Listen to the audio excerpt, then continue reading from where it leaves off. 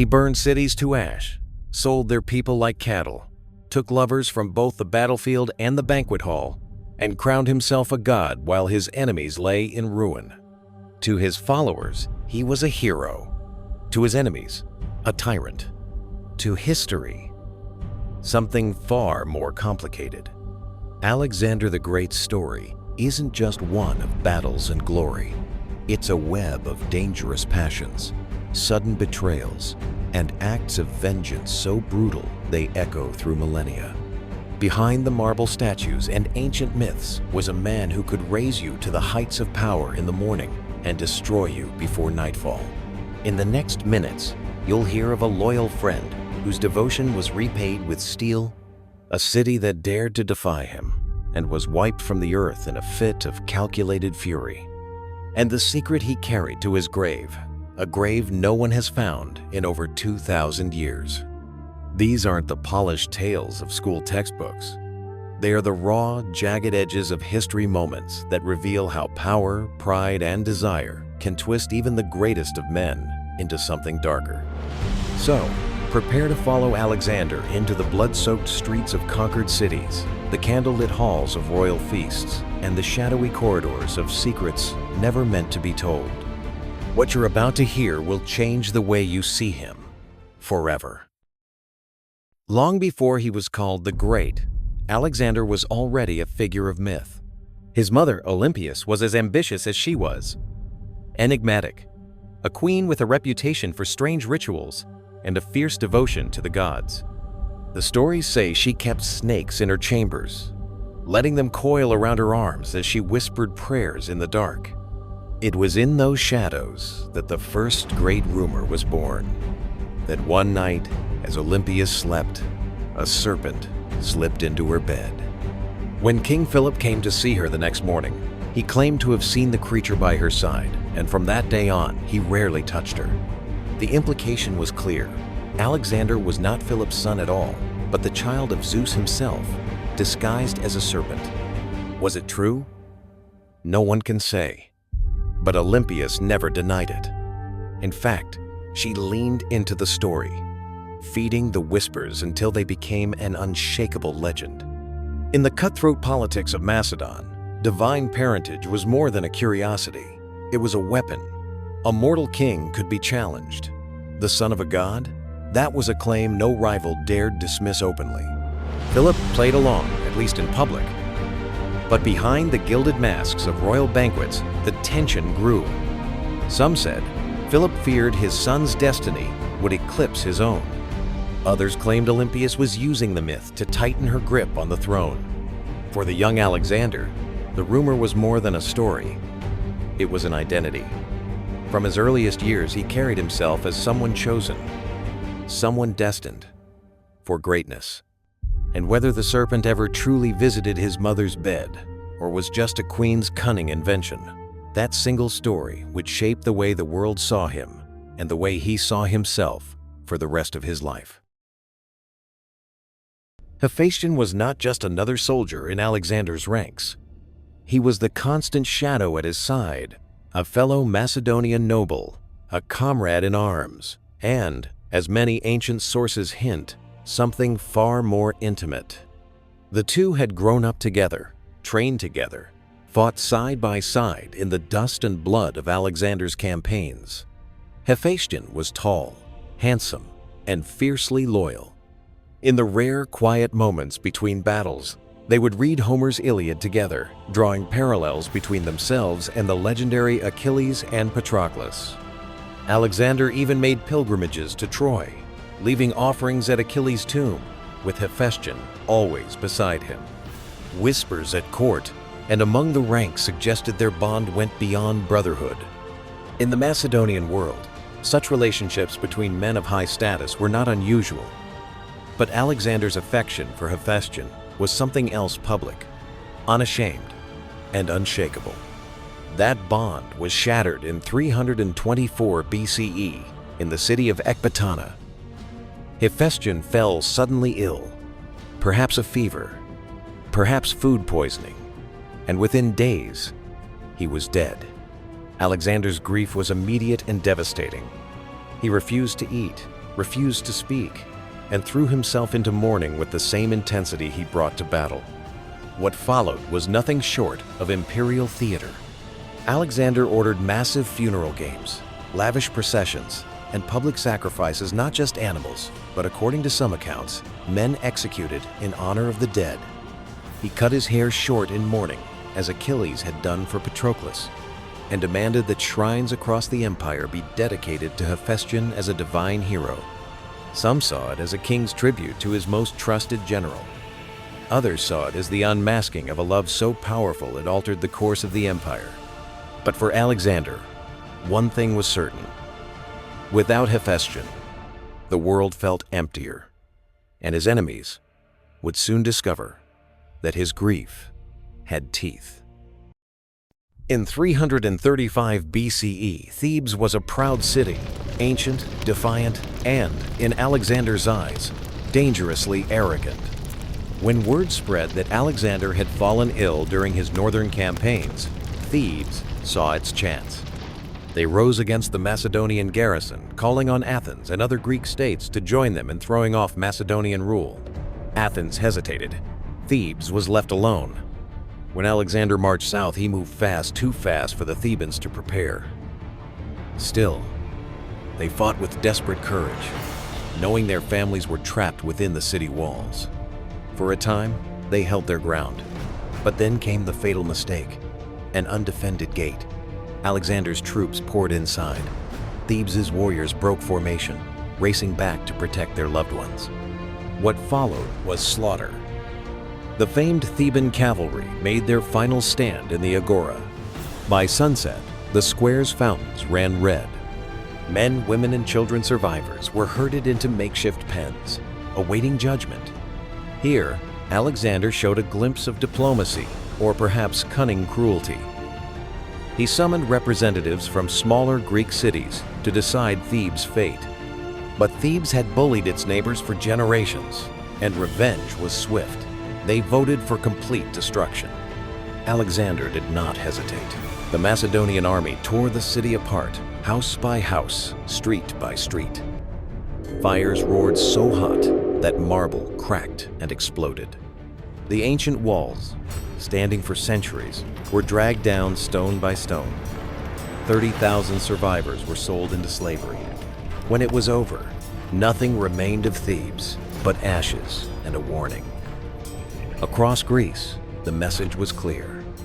Defy Alexander, and you would share Thebes' fate. It was 334 BCE, Alexander's first great test against the Persian Empire. The river Granicus was cold and fast, its banks lined with enemy cavalry and mercenaries eager to kill the young Macedonian king before his legend could begin. Alexander rode at the front, as always, the white plume of his helmet making him impossible to miss. It was a symbol of fearless leadership and an open invitation to every Persian warrior to take their shot. The fighting was chaotic. Horses crashed into each other in the shallows, swords flashed, and the river ran with blood. Alexander carved a path through the enemy, cutting down one opponent after another. But then, in the press of bodies, his sword struck deep into the armor of a Persian commander and stuck fast. For one deadly moment, the king was unarmed, fighting only with his shield. Then came the shadow. Another Persian, axe raised high, charging straight at Alexander's unprotected back. One swing, and the war the entire Macedonian dream could have ended right there. But out of the melee surged Clitus the Black, one of Philip II's most trusted generals, and a man who had fought beside Alexander since youth. In a single motion, Clitus drove his spear clean through the Persian's chest, killing him before the axe could fall. The enemy toppled sideways into the river, the blade slipping harmlessly from his fingers. Alexander lived to fight another day, and Clitus became a hero in the king's eyes. He wasn't just a warrior, he was the man who had saved the great's life when the gods themselves might have turned away. In the months that followed, Clitus rose even higher in Alexander's trust.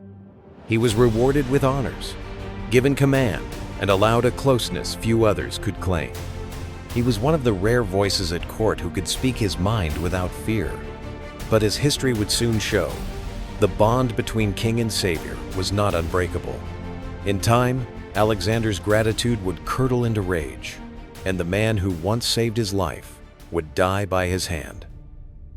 It was 328 BCE, deep in the city of Maracanda, modern-day Samarkand. Alexander had conquered half the known world, and victory had become his constant companion. That night, the palace halls glowed with firelight, tables heavy with meat and overflowing cups of wine. Music drifted through the air, punctuated by the king's laughter. Among the guests was Clitus the Black, the same man who had saved Alexander's life at the river Granicus. He was older now, a seasoned commander, and one of the few in the king's circle who dared to speak his mind. As the wine flowed, so did Alexander's boasts. He compared himself to Hercules, even claiming he had surpassed his father, Philip. Around the table, the yes-men nodded eagerly. But Clitus's eyes darkened. To him, Alexander was no longer the straightforward Macedonian warrior he had followed.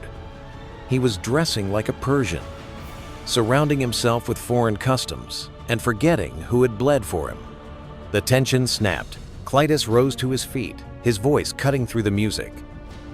He reminded Alexander that every victory had been bought with Macedonian blood. He mocked his Persian robes, and then he struck the deepest nerve of all. Your father was far greater than you will ever be. The room froze. Alexander's face flushed red, the kind of red that precedes violence. He hurled an apple at Clitus, then lunged for a spear. Officers rushed to restrain both men, dragging Clitus toward the door. But as the shouting continued, something in Alexander broke. He wrenched free, seized a spear from a guard, and, before anyone could stop him, drove it through Clitus's chest. The man who had once shielded Alexander from death collapsed to the floor, blood pooling beneath him. Silence fell. Alexander stared at what he had done, horror washing over him. He tried to turn the spear on himself, but his guards held him back. For 3 days he shut himself away, refusing food, consumed by grief and rage, a conqueror who had just slain his own savior. By 332 BCE, Alexander had crushed his enemies along the Mediterranean coast, all except for one, Tyre. The city sat half a mile offshore, its massive 150-foot walls rising from the sea like a stone fortress of legend. For centuries, Tyre had repelled invaders. When Alexander requested entry to offer a sacrifice at the temple of Melkart, the Phoenician equivalent of Hercules, the Tyrians refused. It was a slight he took personally. If the sea protected Tyre, then Alexander would simply erase the sea.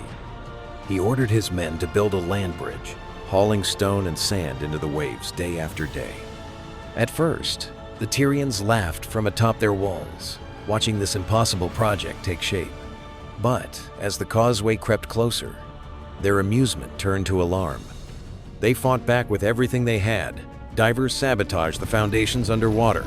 Fire ships packed with pitch and sulfur were sent blazing into the construction site, burning siege towers to ash. Storms battered the work, and even a stranded whale tangled in the debris stalled progress. But Alexander was relentless.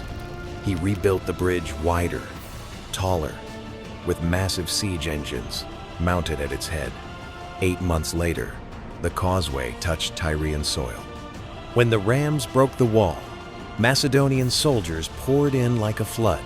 The streets became killing grounds. 8,000 Tyrians were slaughtered where they stood. The surviving men, 2,000 of them, were dragged to the shore and crucified in full view of the sea. 30,000 more women, children, and the rest were sold into slavery. The Temple of Melkart, the place whose denial had sparked this fury, was the only building spared. Alexander made his sacrifice at last, not as a humble pilgrim, but as a conqueror standing over the ruins he had created. The land bridge still exists today, a permanent scar on the Lebanese coast, a reminder that when Alexander felt insulted, not even geography could save you. After Tyre fell, Alexander's march toward Egypt seemed unstoppable. Most cities opened their gates at the mere sight of his army. But Gaza was different. Perched high on a fortified hill, it guarded the only road between Syria and Egypt. Its commander, Batis, a veteran loyal to Persia, refused to surrender. "Let the boy king come," he reportedly said. "We will not bow." Alexander took it personally.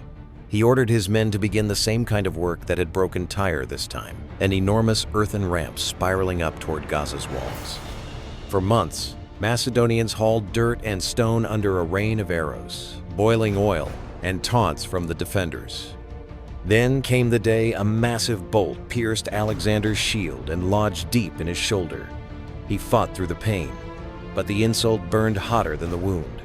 His determination hardened into vengeance. When the ramp finally reached the walls, Alexander led the assault himself. The fighting inside the city was brutal, hand to hand, every street soaked in blood. Gaza's soldiers fought to the last man. Batis was captured alive. Brought before Alexander, the commander stood silent. He would not kneel. In Macedonian and Persian courts alike, this was more than defiance. It was humiliation for the king. But to Alexander, it was an opportunity. He thought of his hero, Achilles, and how Achilles had dragged Hector's body around the walls of Troy. Alexander decided to recreate the scene, with one difference. Achilles had dragged a corpse. Batis was still breathing. Bronze rings were driven through the man's ankles and tied to Alexander's chariot. In full view of Gaza's surviving citizens, Alexander rode, circling the city, Batis dragged helpless behind. By the end, the proud commander was dead. But for Alexander, the performance was complete. The boy king playing the part of his legendary idol, even if it meant turning living flesh into a prop for his glory. By the time Alexander's empire stretched from Greece to the edges of India, his victories had made him untouchable on the battlefield. But in the marble halls and shadowed corners of his court, enemies still plotted. Not all battles were fought with swords. The first whispers came in Babylon, rumors of Persian nobles who dreamed of striking him down. Alexander's adoption of Persian customs, his demand that even Macedonians bow before him, had sown resentment among his own officers. Some grumbled in private, others began to conspire. According to later accounts, at least one plot to poison the king was foiled when a loyal page overheard suspicious talk in the palace kitchens. In another tale, a trusted cupbearer, one of the few allowed near Alexander's wine, was accused of being bribed by political rivals. No verdict was ever made public. The man simply vanished. Alexander's paranoia deepened. He rotated his personal guards constantly, changed sleeping quarters without warning, and kept a close watch on his inner circle. Friends were tested, sometimes brutally. One wrong word, one careless joke, could mean death. Yet the danger wasn't only from the ambitious or the disloyal. Some historians believe that during the campaign in India, Alexander suffered from repeated fevers, possibly malaria, or a slow-acting poison introduced into his food over time. The symptoms were subtle: exhaustion, bouts of rage, and sudden weakness. But the king never let them show in public. Whether the threats were real or imagined, they left their mark. Alexander began to see betrayal everywhere, and in that atmosphere of suspicion, even the most loyal companions were not safe. The great conqueror had won his empire through courage and vision. But keeping it, he learned, might require trusting no one at all. In June of 323 BCE, Alexander the Great returned to Babylon after years of relentless conquest. He was just 32, yet he ruled the largest empire the world had ever seen. The celebrations were grand feasts, parades, sacrifices to the gods, but behind the gilded spectacle, the king's health began to fail. It started with a fever. At first, he dismissed it, drinking and planning his next campaign, a massive invasion of Arabia. But within days, the fever worsened. His strength faded. He could no longer stand without help. His voice weakened until he could speak only in whispers. Ancient sources disagree on what killed him. Some blame malaria or typhoid. Others speak of poison, slipped into his wine by those who feared his ambitions or sought to divide his empire before it could grow even larger. The most chilling theory suggests a different fate, that Alexander did not die at all, not right away. Some historians believe he fell into a rare form of paralysis that left him unable to move or speak, but fully conscious. His body, still warm, showed no signs of decay for days after his death. In the superstitious minds of his followers, this was proof of his divine nature. But if the paralysis theory is true, it means Alexander may have heard the wails of his soldiers as they filed past his bed and felt the jolt of the cart carrying him to his tomb, all while trapped inside a body that could not respond.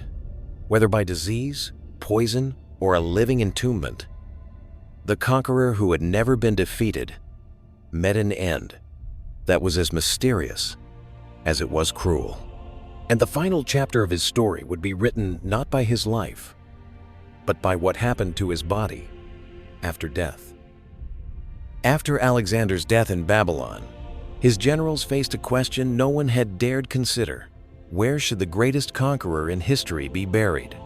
Tradition dictated that Macedonian kings rest in their homeland, but Egypt's Ptolemy I, one of Alexander's most trusted commanders, had other plans. As the funeral procession made its slow journey toward Macedon, Ptolemy intercepted it in Syria. He seized the body and diverted it to Egypt, installing it in the ancient city of Memphis before eventually moving it to his new capital, Alexandria. There, in a grand mausoleum known as the Soma, Alexander lay in a golden sarcophagus, his embalmed body displayed for generations. The tomb became a place of pilgrimage. Roman emperors came to gaze upon the man they idolized. Julius Caesar is said to have paid his respects. Augustus reportedly touched the conqueror's nose, breaking it in the process. Caligula stole the king's breastplate. Even centuries after his death, Alexander's presence still inspired awe and greed. Then, sometime between the 3rd and 4th centuries CE, the trail goes cold. Civil unrest, earthquakes, and shifting sands erased the tomb from history. Alexandria itself changed, swallowed by time and war. Since then, countless expeditions have searched for the burial site. Some claim it lies beneath the streets of modern Alexandria, entombed under layers of stone and centuries of life. Others suggest it was moved, hidden far from the city to protect it from desecration. A few believe it was looted entirely, its treasures scattered, the body lost forever. And yet the legend endures. Somewhere, perhaps beneath the bustling markets or silent ruins of Alexandria, the conqueror may still rest, waiting for the day when the world will look upon his face once more. Alexander the Great left behind more than an empire. He left behind a myth, one that refuses to die. To some, he was the embodiment of genius, a strategist who rewrote the map of the world before his 33rd birthday. To others, he was a tyrant, a man who burned cities to ash, crucified thousands, and spilled the blood of those closest to him. He loved as fiercely as he fought. He sought glory with the hunger of a man who believed himself chosen by the gods, and punished anyone who dared stand in his way.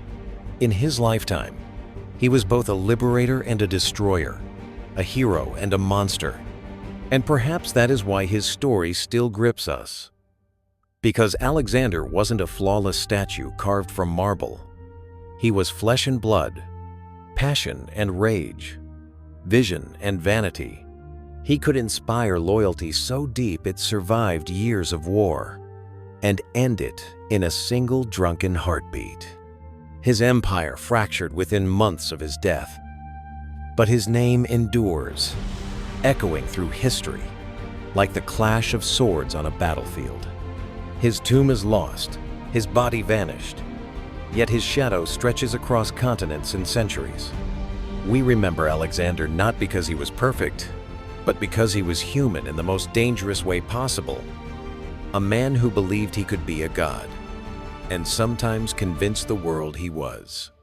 The question that remains is not whether he was great. It's whether greatness is worth the price he paid, and the price the world paid for him. If you want to uncover more untold histories, the betrayals, obsessions, and dark secrets that shaped our world, subscribe and stay with us. The past has more stories like this, and they're far from over.